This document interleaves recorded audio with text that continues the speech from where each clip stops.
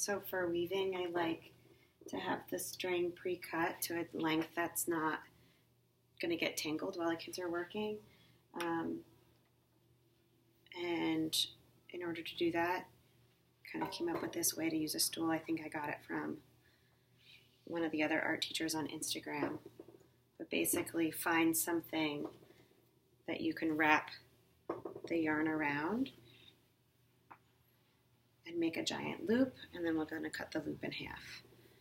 Some people were using their arms, so you go like down around your elbow and up, but I found that was too small for me. I like the string to be a little bit longer than that. So I'm kind of just going around the stool.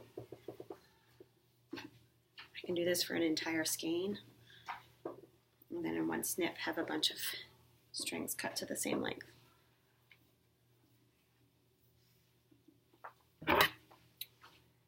Stop here.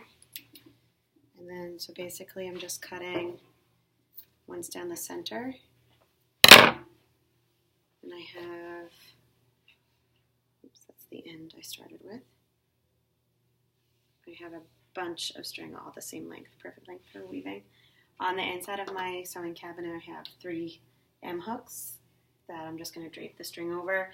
This way I can have all these colors prepped for choice time, not have to worry about it. And then in order to get a string, the kids just put their hand on top of the hook, not pressing too hard, but holding all the string in place, find the color they want, and they pull. Nothing gets tangled.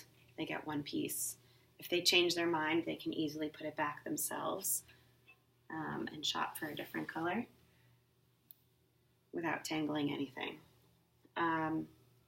If it was for class and I was going to put this on the table, what you could do is take a bundle like this and tie with a small piece of string. Let me see if I have a small piece here.